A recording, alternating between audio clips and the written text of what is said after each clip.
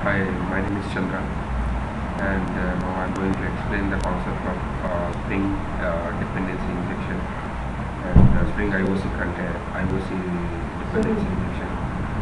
So before coming to the Spring core module, now I want to explain the core concept of the dependency injection.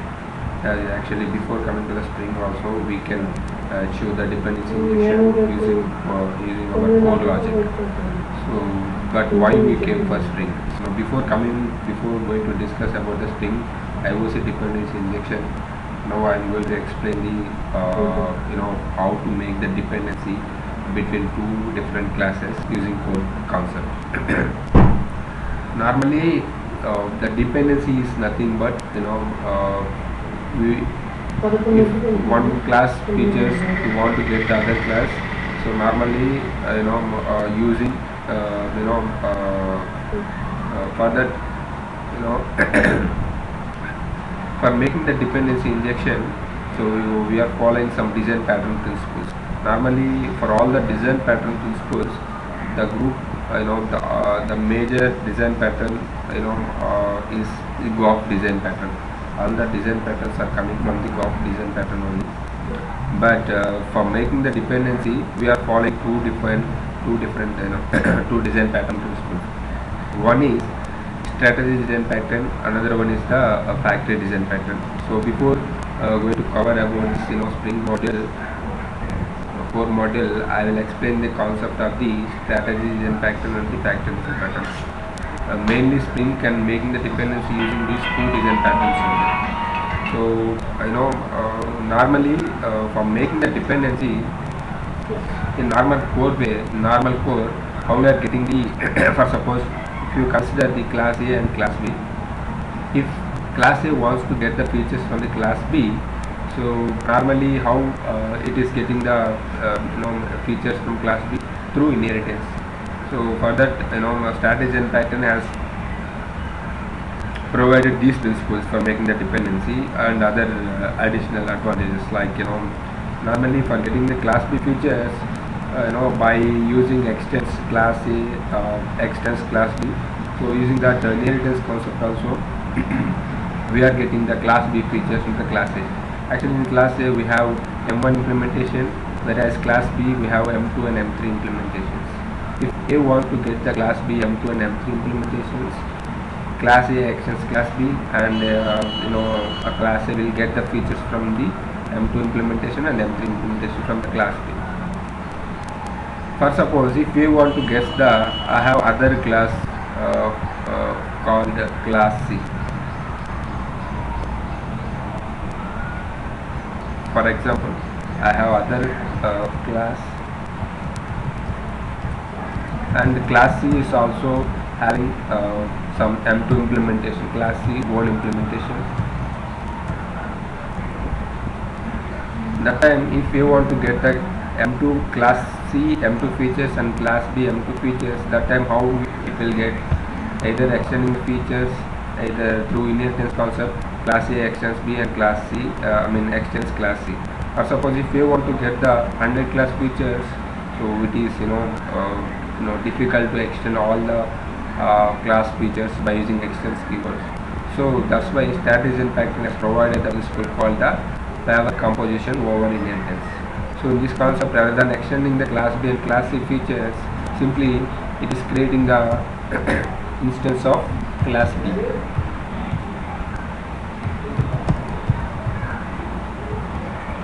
So by creating the class B instance using this B class reference, it may get the class B M2 implementation, class B M3 implementation.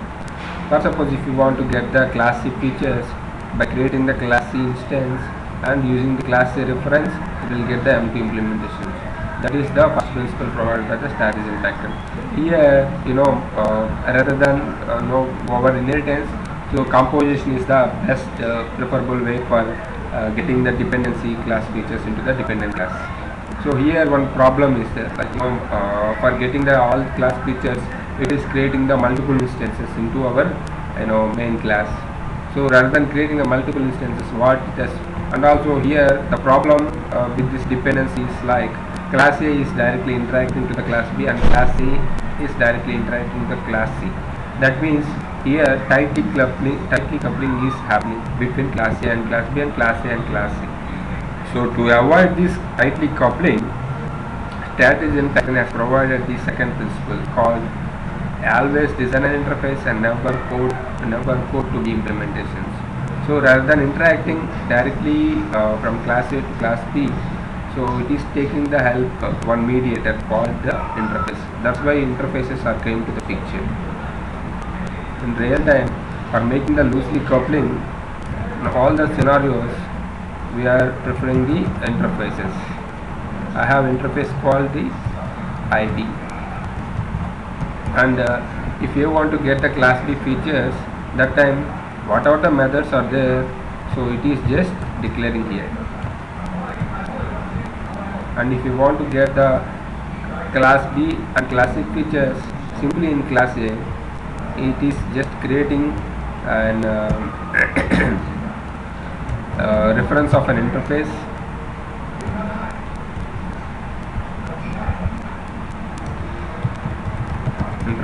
IB. Sorry, it is just creating a reference. It's just creating a property of interface here, and using this interface reference, it is just creating the instance of class B. So likewise, it is getting the inheritance features from the class B. Similar way, if you want to get the class C features but here one reference cannot create the multiple instances of the dependency classes. That is also one of the problems.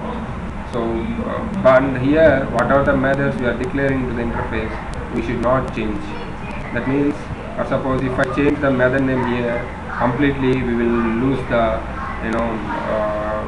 dependent class features, will not issue. That's why whatever the methods that we are declaring to the interface, we should not change. Once declared into the interface, that should be open for extension and now conclude for the modification. That is what the thought principle provided by the strategic factor. So here, using strategic pattern, what we came to know, like we can achieve the dependency, but the problem is like we cannot, and also we can achieve the loosely coupling, but we cannot, achieve multiple instances. We cannot create the multiple instances here. Here we can create the multiple instances, but we cannot achieve to create the single instance for the different concrete classes.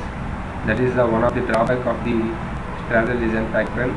So that's why again another design pattern is introduced, that is called the factory design pattern.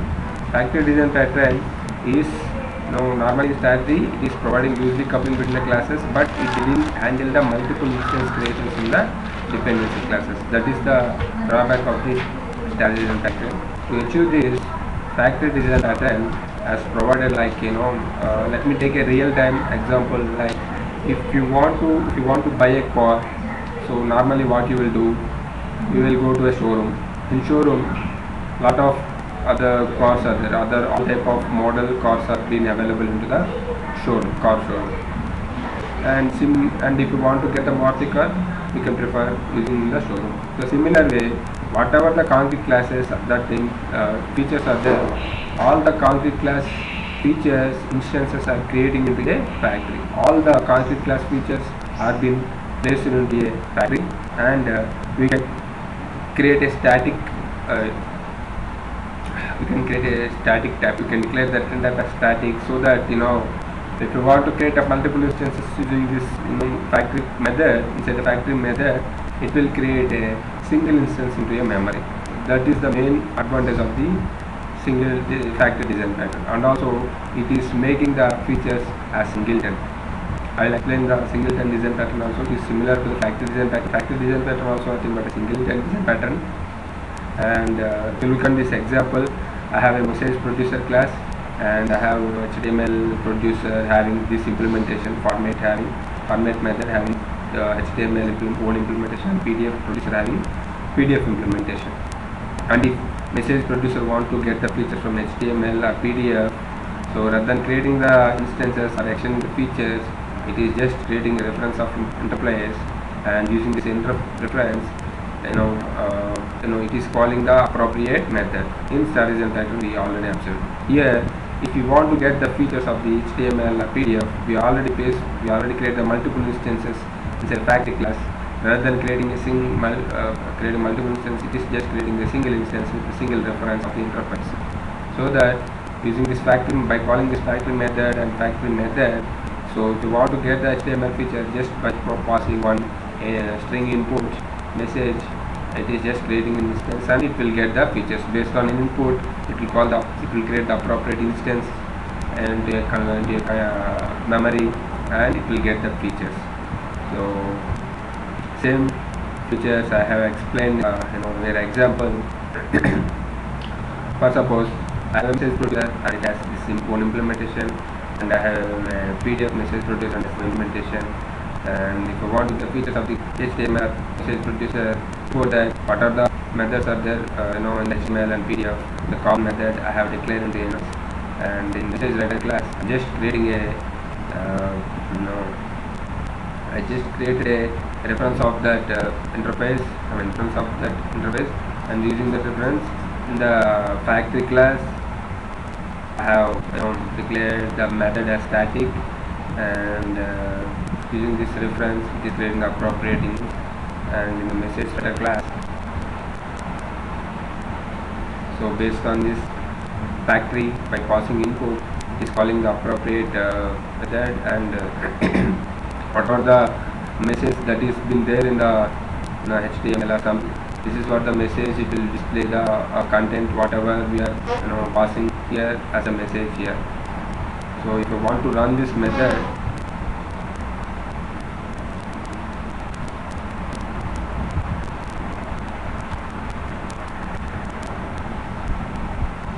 it is just calling the HTML message producer class, and it is just displaying that. So we want to get the PDF just by providing the input as PDF. Based on the input here, we have written the logic in the factory class. Based on the input, it will call the appropriate. If we pass the PDF input, it will create the instance of that PDF, and it will. Now if I pass the PDF, it will create the instance of PDF. It will get the features from the PDF class.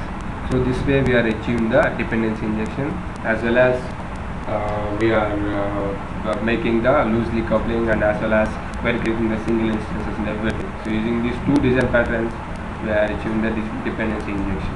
Normally in core way also we can achieve the dependency injection using this way. So here for making this, we are creating the factory class, and as well as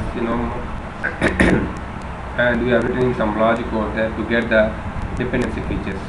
So rather than writing all this code, so here very code having complexity. That's why Spring has introduced based on these two design pattern principles, Spring has provided a configuration.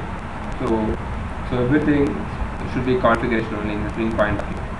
That's why we are calling the Spring as a lightweight object. Spring is a lightweight. These are all the features of the Spring framework, and easy to test, and it is providing the loosely coupling, and it is providing some abstract features, and it can integrate any kind of application, like it is just getting all the abstract features from the different Java EE applications like JDBC and other features. And also it can integrate any other kind of application, either standalone web application or enterprise application. So any kind of application we can integrate using Spring, and these are all the different modules involved in the Spring. Like Spring Core module is the part of the Spring Core module, and AOP, ORM, J2EE, and Web module, and DMO. I will explain later about this concept. This topic, this video, I am just covering about the Spring Core concept. So based on these two design pattern principles, Spring has provided the dependency injection. So here, in similar concept, for making the avoiding the multiple instance creations, we have placed all the config classes into the factory. In similar way, Spring also as providing a configuration file. This is also like a factory, and whatever config classes are there, all the classes should place into a configuration file. This XML is called the Spring configuration file. So this Spring configuration file, having so this is also an XML. So already you are aware of the XML and XSD side. Normally every XML starts with Prolog, and all the beans here, every object, every concrete class or every class is considering as a bean. Bean is nothing but one object, one class instance or one object or whatever it is, one feature. So all these features is coming from the beans tag. Beans is the root tag of the Spring core module, and these features are coming from the Spring beans.xsd. And you already aware of these things, right? Mainly Spring normally if you want to get the if you are creating a class, and inside a class, if I declare an integer I equal to 0, so here integer is a variable, whereas a is a class. So here integer is the dependency and a is the dependent. Similar concept here. If you want to get the features of integer, a is defining a structure of integer. That means the structure of an integer variable or something is defining a class. In similar concept, the structure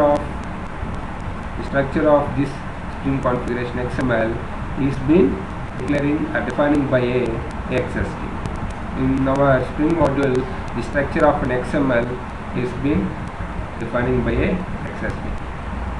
So I will explain the concept. I will explain more about this XML and XSD in other part.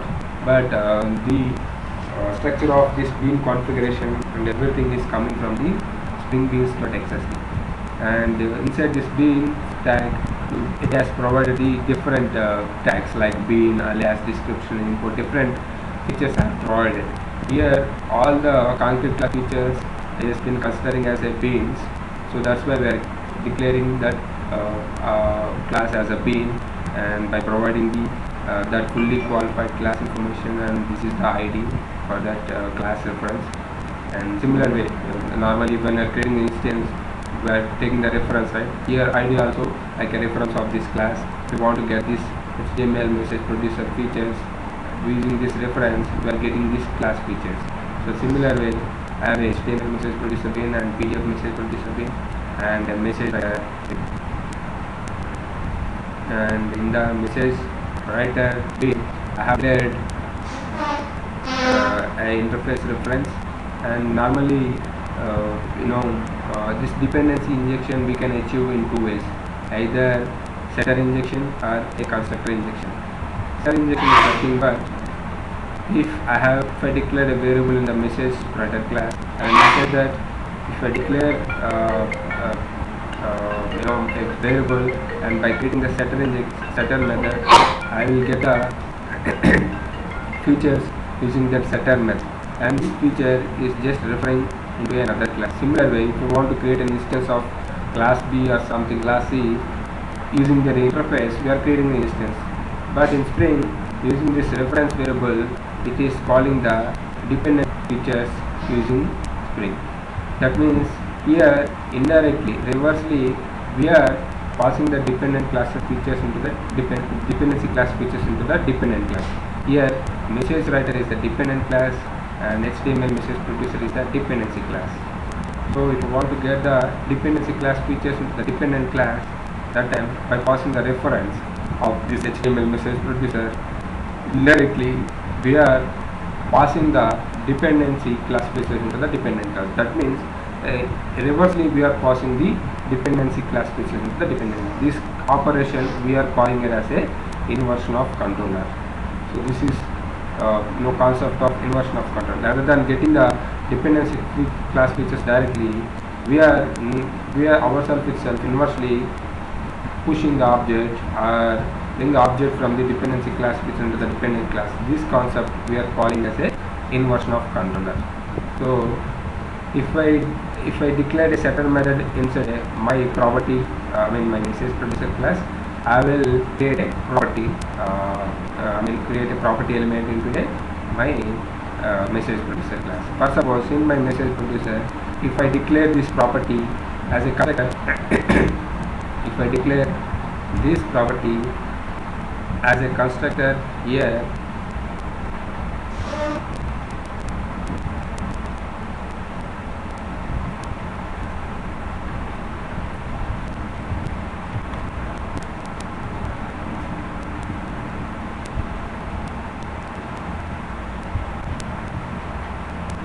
if I get the constructor feature, simply public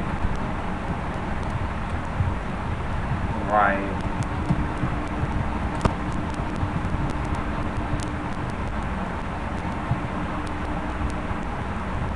message producer. This is the default constructor for every class. Want to get the features here, message producer,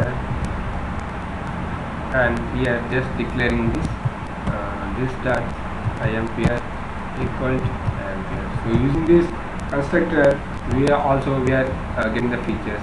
But if you declare a constructor here, we must specify the constructor tag into our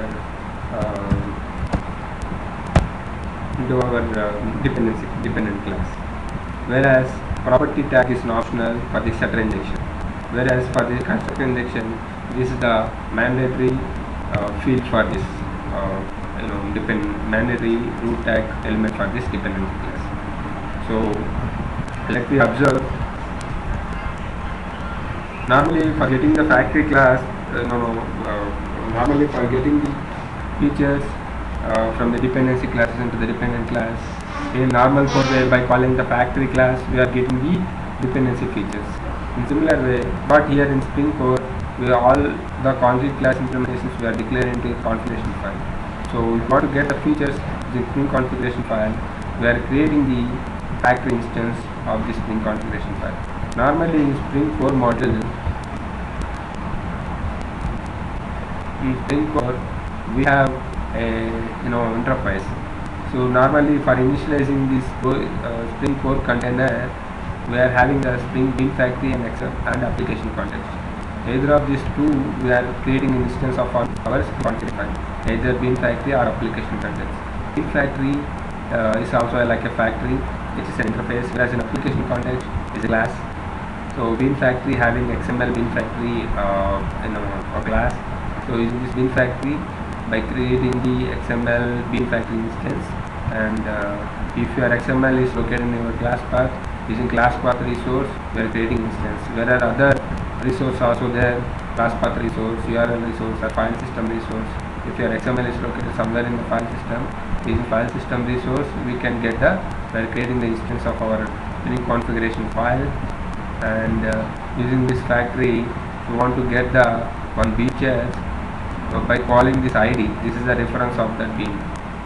By providing the using factory.getBean method, by providing that instance, by providing that ID, we are getting the corresponding class features, and using that we are calling this method, and indirectly it is calling the by using interface, it is called the appropriate concrete class based on that input. If you are in your dependency class, if you are providing the reference of HTML in your message class, it will call the HTML message producer. If you are in your if you are providing the HTML reference object, it will call the HTML. If you are providing the PDF, it will call the PDF reference object. Here, by calling this, using this factory instance, we are creating the instance, and using that we are calling the HTML message producer, and it is calling the HTML related information in similar concept. We are providing the PDF message producer class, it will call the PDF HTML message producer implementation. and it will get the PDF class features. So this is the concept of the Spring IOC. And normally I'll explain is just the difference between the bean factory and application context. Normally using application context also we are getting the features similar way. Using application context also, application context equal to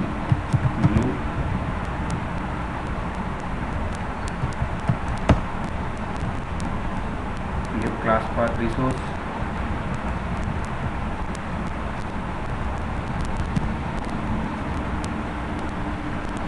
I think here using application context you want to get the features. File system XML application context is there and class path XML application context are there.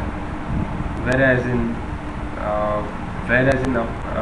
bin factory we have only XML bin factory, whereas in application context we have class path application context. Using these classes we can create an instance, either class path application context, XML application context, or file system application context. So class path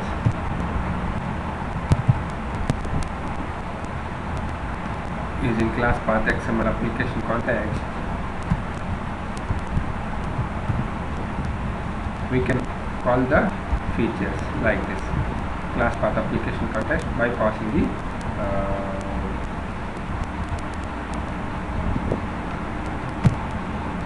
fully qualified path, and using this context also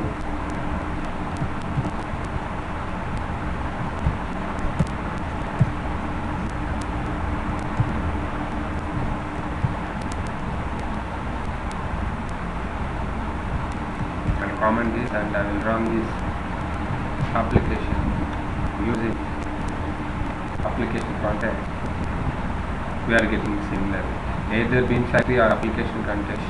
Either of these ways you can get the dependency class features. But the difference between the bin factory and the application context is like whenever we are creating the bin factory instance,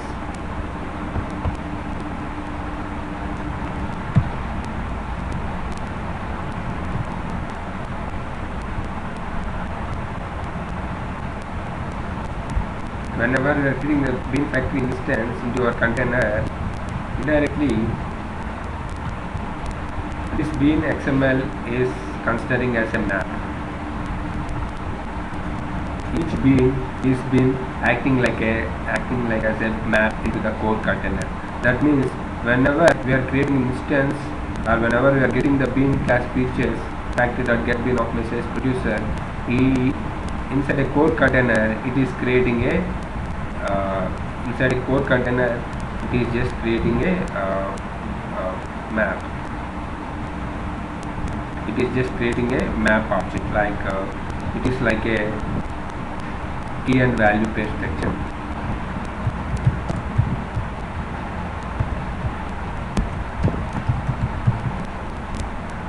Here key is nothing but the bin ID, message producer, and value is nothing but the class, message producer class. Key is nothing but the message writer, key is nothing but the HTML message producer, whatever the beans are there. And if I call the message writer bean inside a memory, it is creating instance of this bean. And if it is depending on the other HTML message producer or something, so that time in the container it is just creating the message writer instance and the HTML message producer. It won't create the PDF message producer instance. And if you want to get the PDF also features, we can change the PDF as HTML. That time it will create instance of only HTML. So whereas this is concept of bin factory. If you are creating instance using bin factory, so our Spring configuration file, whatever the beans that we are calling, those beans alone only it is creating instance into the container. Whereas if you are loading your XML using application context, whatever the beans that you are declaring into the container, all the bean instances are being bean instances are created into the core container. So that is a major difference between the bean factory and the application context. But in real time scenario, we will use the application context only. Application context is a preferable way, because in real time, what are the beans that you are declaring into the into your XML file, and if you are making some wrong dependency, so in running itself, it is throwing error. So that time, whenever loading the configuration file itself, it is throwing error. This is the concept of the Spring Core module.